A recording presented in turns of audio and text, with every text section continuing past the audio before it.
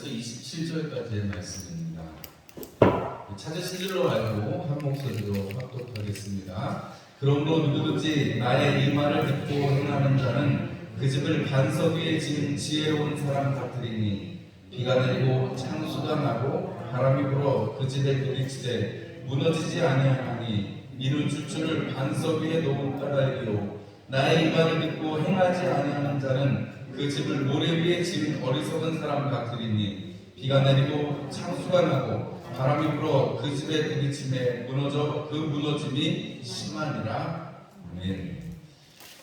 오늘 저녁에는 마태복음 7장 24절에서 27절의 말씀으로 내면의 소리가 만드는 삶이라는 제목으로 함께 말씀을 나누려고 합니다. 오늘 마태복음에 주님께서 산상수훈을 5장, 6장, 7장 이렇게 말씀을 해주시고 맨 마지막에 이 말씀을 하시는 거거든요. 말씀을 들은 대로 행하라 하는 것이죠. 우리가 이제 바야흐로 심는 계절이 돌아왔는데 심으면 우리 속단내기 있잖아요. 콩 심은데 콩나고 파 심은데 팥난다 거죠. 콩 심은데 팥나는 경우는 없습니다. 왜냐하면 심은 그대로 나기 때문에 그렇죠. 우리가 지금 하나님 나라 내 삶에라는 책, 그 책을 가지고 우리가 한 챕터씩 저녁에 은혜를 나누고 있는데 그 책이 지금 다루고 있는 부분이 무엇이냐면 우리 마음속에 무엇이 있어야 어떻게 해야 내 삶이 바뀔 수 있을까라는 내용으로 지금 쭉 가고 있는 중에 오늘 이 저녁의 말씀을 우리가 함께 묵상을 하게 됩니다.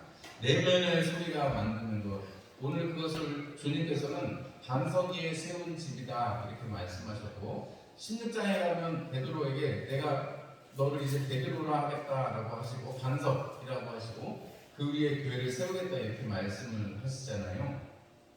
주님께서 말씀을 가지고 살아가는 삶, 말씀을 붙들려서 살아가는 삶, 그래서 그 안에서 말씀이 솟아나오는 삶을 말씀하시는 거죠. 그래서 요한복음에도 보면 성령께서 오시면 우리 안에서 뭐가 생각나게 하세요?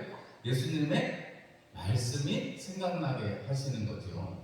여러분 맨날 똑같은 얘기 들으시는데 어떠세요? 저는 목사가 돼가지고 맨날 아저씨가 똑같은 얘기를 하는 것 같아요. 근데 똑같은 얘기를 할 수밖에 없는 것은 아니 성경에 그 얘기 말고 할 얘기가 뭐였어요? 제가 여러분들한테 세상에 무슨 이치가 이렇다는 얘기를 해드리겠어요? 제가 경험한 얘기를 해드리겠어요? 제가 지식이 많아봐야 뭐 얼마나 많겠습니까? 물론 제가 자각하셔가지고 박사 같다고 얘기는 많이 듣습니다만은 이것저것 많이 알기는 해요. 그러나 여러분 전문가가 오면 저는 깨갱 해가지고 제가 무슨 수가 있겠어요? 근데 여러분 우리가 분명하게 아는 것은 목사든 뭐 장로든 집사든 그런 거에 상관없이 우리가 딱 붙들고 있는 거 한 가지가 있습니다. 우리가 다 공통적으로 붙들고 있는 게 한 가지 있어요. 뭐예요? 예수의 이름을 붙들고 있습니다. 예수의 이름을 부르고 있습니다. 우리가 그 예수의 이름을 붙들고 살아가기 때문에 우리는 이 땅에서 한 가족이 되는 거죠. 우리가 다 이 성씨도 다르고 성별도 다르고 나이도 격차가 있고 합니다만 우리 지금 이 자리에 앉아서 함께 말씀 듣는 우리의 공통된 주제는 우리 마음속에 공통되게 가지고 있는 것은 뭐예요? 예수. 여러분 그게 있기 때문에 우리가 지금 이 시간을 심는 것이고 결국은 우리가 콩 심은 데 콩나는 것처럼 우리가 하나님 앞에 이렇게 예배의 시간을 심으면 나중에 여러분 주님께서 우리를 보실 때 야 그때 2022년에 4월 17일 날 저녁 예배 때 너 예배 자리에 있었지 잘했다 착하고 충성된 거 하지 않으시겠어요? 물론 이거 예배 한 번은 뭐 우리의 구원을 결정짓는 게 아닙니다. 하나님께서 보시기에 예쁜 짓을 한번 했다는 그런 의미인 거지 이게 구원을 결정짓지는 않아요. 여러분 우리의 삶을 하나님께서 다스리신다는 것은 예배 가고 싶은 마음, 말씀 보고 싶은 마음, 기도하고 싶은 마음 그 마음을 하나님께서 우리 가운데 주시는데 그 마음을 어떻게 주시는 거예요? 우리 가운데 성경에 그 말씀을 기억나게 해주셔서 야 나도 예수님처럼 기도해야지 나도 우리 믿음의 선배들이 예배를 지키려고 했던 것처럼 예배의 시간 지켜야지 야 내가 그래도 힘이 있는 동안에는 그냥 걸어다니고 움직임움직 할 수 있으면 내가 주님의 일을 위해서 봉사해야지 여러분 이게 우리한테 하나님께서 주신 복 아니겠습니까? 그리고 그것이 예수가 우리 안에 있어서 예수라는 소리가 있어서 그 말씀이 있어서 우리를 움직여가기 때문에 그런 거죠. 책에서 두 사람을 소개를 하고 있는데 한 사람은 김기덕이라는 사람인데요. 영화 감독이에요. 여러분 혹시 들어보셨는지 모르겠습니다. 김기덕이라는 영화 감독인데 엄청 유명한 영화 감독이에요. 국내에서는 별로 그렇게 흥행은 못했는데 외국에서 맨날 상을 타가지고 김기덕 그러면 외국에서 엄청 알아주는 그런 영화 감독이었습니다. 우리들은 보통 사람들은 잘 몰라요. 왜냐면 그 사람 영화가 워낙에 우리 일반 사람들이 보기에는 좀 불편해요. 왜냐면 항상 이게 남자들은 폭력적이고 항상 이렇게 뭐 깡패라든지 뭐 무슨 뭐 이렇게 폭력적으로 나오고 여자들은 항상 맞거나 뭐 성폭력을 당하거나 뭐 이런 그런 모습으로 나와요. 그런 영화를 보면 누가 좋아하겠어요? 그런 영화 보고 누가 뭐 마음이 편하겠어요? 그러니까 우리나라 평단에도 평이 참 가지가지고 여러 가지로 이렇게 뭐 흥행도 아무리 좋은 작품도 80만 명밖에 안 될 정도로 그런 감독이었거든요. 그런데 이 김기덕 감독이 지난 2020년에 코로나 생겨가지고 저기 라트비아라는 저기 유럽에 있는 나라에 가서 죽었습니다. 객사를 했어요. 왜냐하면 우리나라에서 미투 운동이라고 그러죠. 이 지위를 이용해서 성폭력을 한 것 때문에 거기에 걸려가지고 도망을 갔어요. 도망가가지고 뭐 이제 뭐 진실인지 아닌지는 모르지만 그런 류의 감독이었다는 게 사람들한테 밝혀져가지고 도망을 갔습니다. 거기서 이제 객사를 하게 됐는데 그 사람이 여러분 만든 영화가 하나같이 다 그렇게 폭력적이고 선정적이고 그렇거든요. 그런데 여러분 그분이 뭐 학력상에 나타나는 것은 초등학교, 국민학교 졸업인데 그분이 통해신학교 대학원을 중퇴를 했대요. 총신대를 중퇴를 했다는 거예요.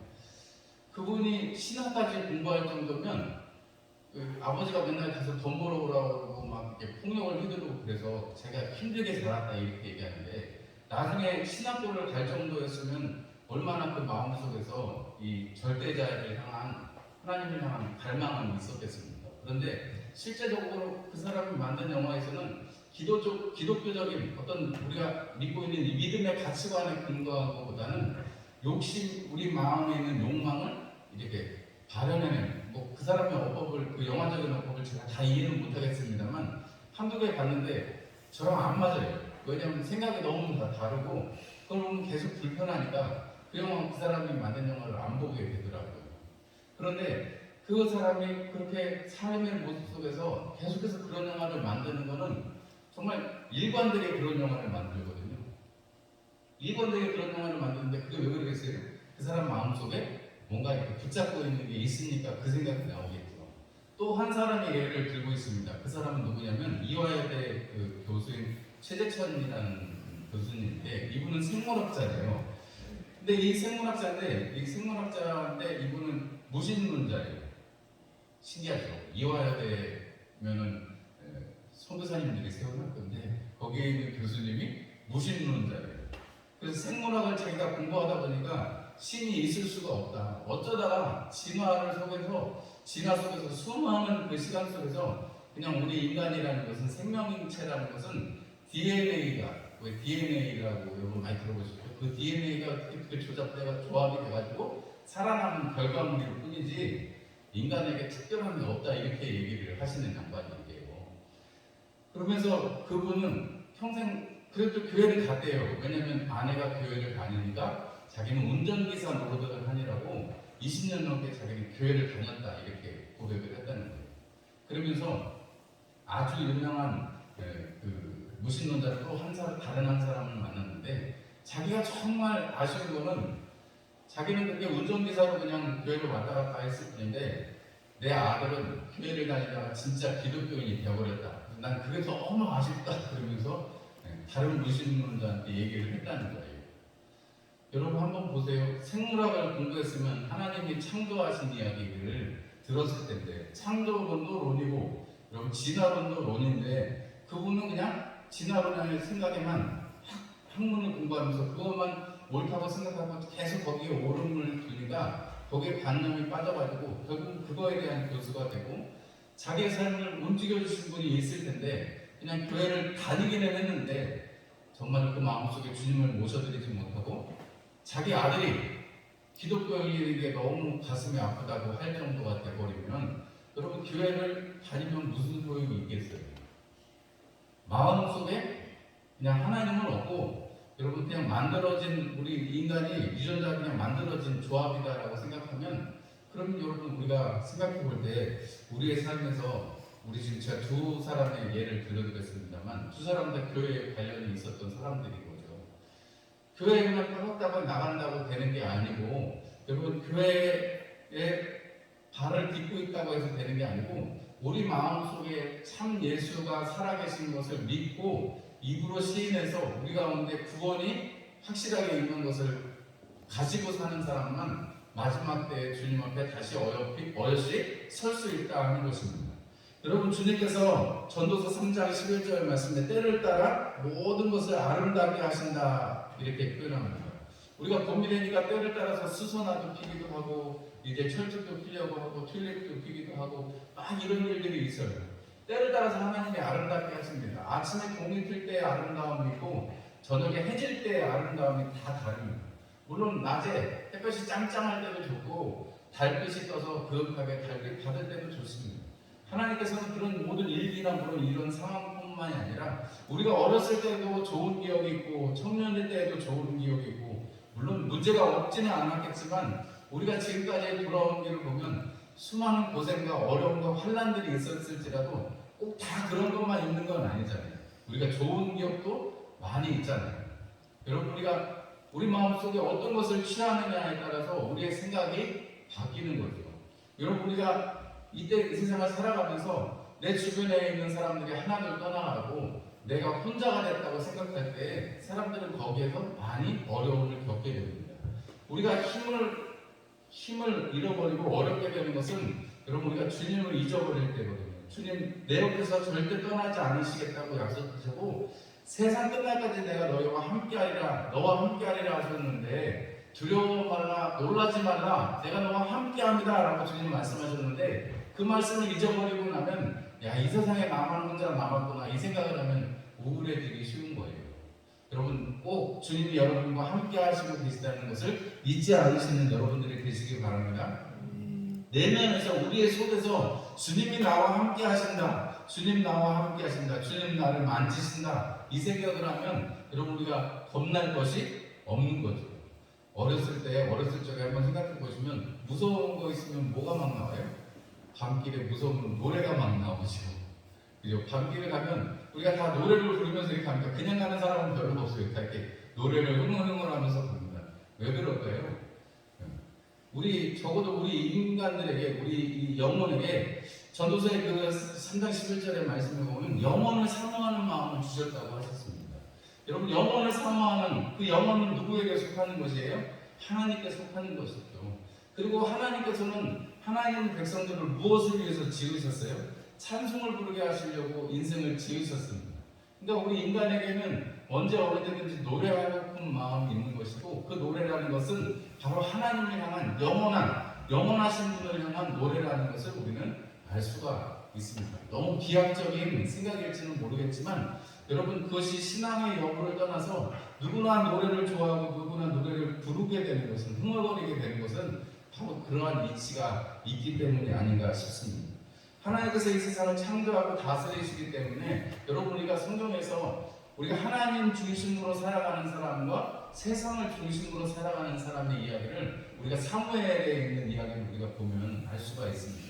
사무엘과 또 그 당시에 사무엘이 섬길 때 사무엘이 어머니 한나가 울면서 기도하던 중에 엘리 제사장의 그 축복으로 하나님 앞에 은혜를 받아서 아이를 가지게 되잖아요. 아이를 못 가지다가 아이를 가졌는데 그게 사무엘이었습니다. 그래서 아이 사무엘은 어떻게 돼요?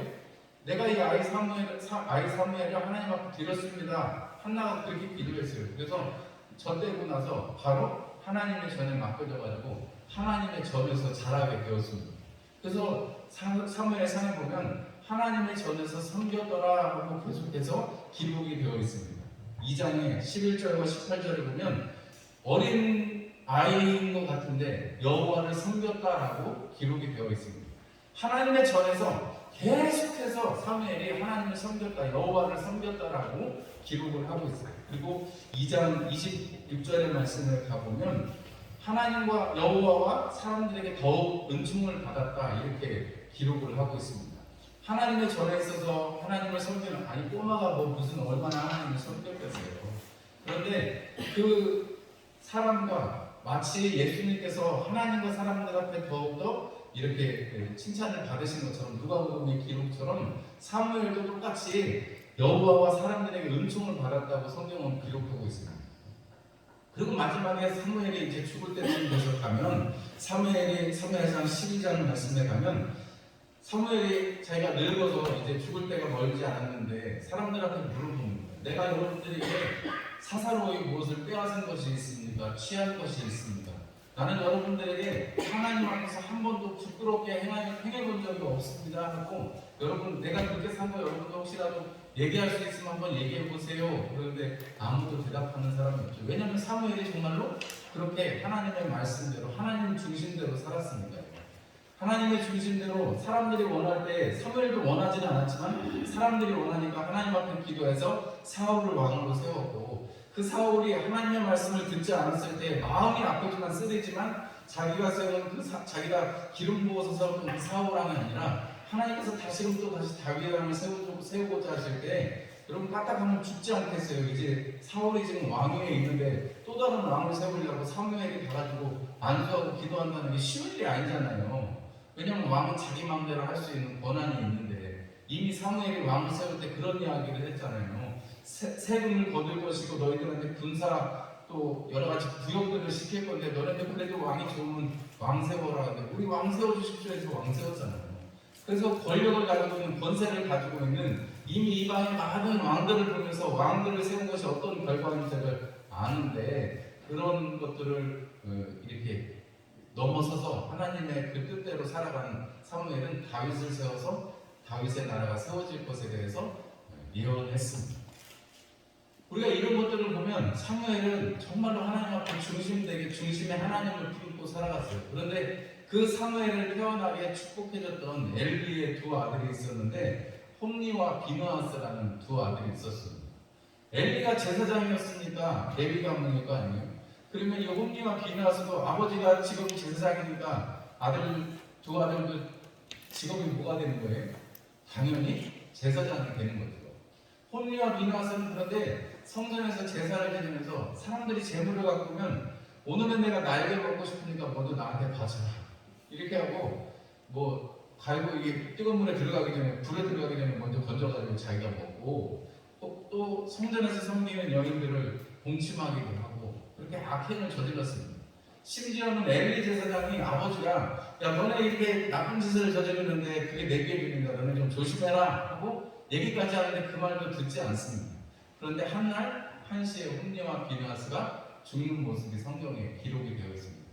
계속해서 너무 비교되지 않아요, 여러분? 하나님을 섬기는 제사장인데 여호와를 섬겼더라 이런 얘기가 나오는 게 아니고, 자기 배를 위해서 살고 자기 정욕을 위해서 사는 홈니와 비느하스의 모습을 보면, 여러분 그 두 사람이 전혀 별개의 사람이 아니고, 전혀 이방인하고 이스라엘 사람 얘기하는 게 아니고 똑같이 이스라엘 사람들인데, 그 안에서 그 중심이 하나님 중심으로 살아가는 사무엘하고, 세상에 먹는 것, 세상에 육신의 정욕을 위해서 살아가는 것, 그것의 가치관이 다르니까, 생각이 다르니까 여러분 그것만 추구하는 사람이 되는 거예요.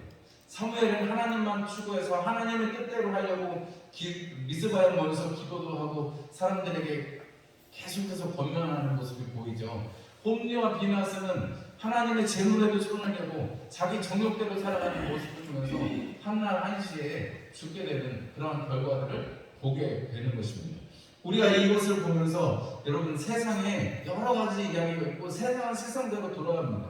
그런데 여러분 우리가 믿는 사람들로서 우리 안에도 여러 가지 생각이 있을 수 있어요. 다 각자의 생각이 있을 수 있습니다. 그런데 여러분 우리가 다 각자의 생각이 다르고 인정해줘야 되는 건 인정해주는 거지만, 여러분 지금 이 현대에 와서 지금은 이제 뭐 그것도 이제 지나갔다고 합니다만, 포스트 모더니즘이라는 얘기를 한두 번쯤은 들어보셨을 거라는 생각이 들어요.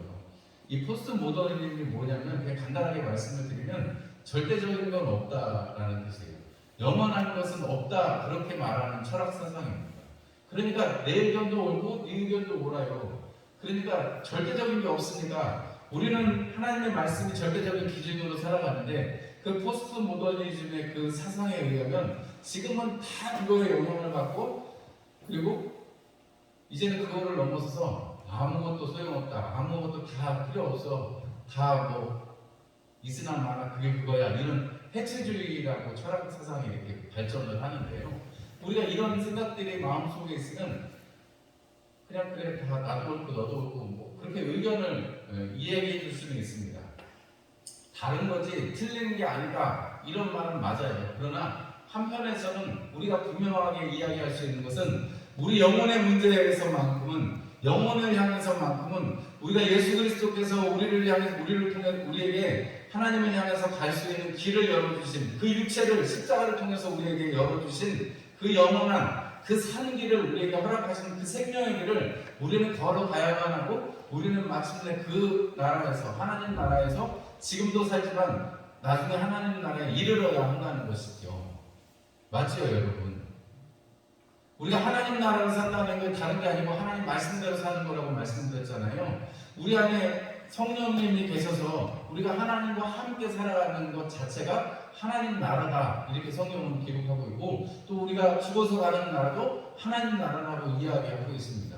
그러면 우리가 분명하게 알 수 있는 것은 지금도 하나님 나라의 생각으로 살고, 나중에는 뭐 저절로 그렇게 사라지겠습니다만은, 적어도 지금 우리의 마음속을, 우리를 붙들고 있는 게 세상의 생각이나 세상의 방식이 아니고 하나님의 생각, 하나님의 말씀이 우리를 붙들어야 하지 않겠느냐 하는 것이죠. 그래서 여러분, 세상의 가치관이 교회에 들어오니까 어떻게 됐다고요? 이전에 보면 전도사들하고 막 뭐 김치 냉장고를 교회에서 주기도 하고 막 해외여행을 보내주기도 하고 막 그랬어요. 나쁘다는 게 아니라 그런 걸 자꾸 하다 보니까 막 한 해에 뭐 100명, 200명, 뭐 1000명을 전도했다는 전도원들이 전도 막 간증 집회 이런 거를 많이 다녔습니다. 근데 여러분, 그 만약에 1000명을 전도했으면 우리나라가 벌써 다 전도가 다 됐어야 맞아요. 그런데 여러분, 그 1000명 되고 100명 됐다는 전도원들 다 어디 갔어요? 그분들이 나쁘다는 게 아니고, 여러분, 그렇게 우리가 숫자에만 목매달고 막 했다는 거에만 목매다니까 어떻게 돼? 세상이랑 똑같은 거죠. 영업하는 거랑 똑같은 거예요. 한 사람 그냥 교회 데리고 오면 영혼을 구원하는 게 아니고, 한 사람 데려와서 내가 숫자 실수 하나 올리는 것밖에 안 되는 거예요. 이런 그런 게 교회에, 한국 교회에 한참 흡수났습니다. 한국 교회에 언제부터 다 박사받은 목사님들만 큰 교회 다니면서요. 큰 교회 다니하신 분들이 원래부터 박사였어요? 안 그래요. 오히려 공부 못하고 잘 교육받지 못하신 분들이 우리 역사에 보면 다 부흥 강사로 수고하셨고 애를 쓰셨습니다. 그러니까 어느 틈에가 좀 더 배운 사람이 목사가 돼야지. 그래서 옛날에는 신학교만 나오시면 다 목회를 했는데, 그 다음에는 신학대학도 가야 되고, 그 다음에는 신학대학원도 가야 되고, 그 다음에는 박사도 해야 된다는 거예요. 박사 아니면 안 된다는 거예요. 요즘엔 박사가 너무 막 셌으니까 목사님이 박사가 아니면 성도들 앞에 면이 안 쓴다는 거예요. 우리 그리스도교회도 그런 기준으로 목회자를 뽑겠다고 했던 교회들이 있습니다. 그런데 여러분, 그게 옳아요? 여러분, 그게 세상의 방식대로 잘 배우고 좋은 학교 나온 사람이 목회 잘할 것 같으세요?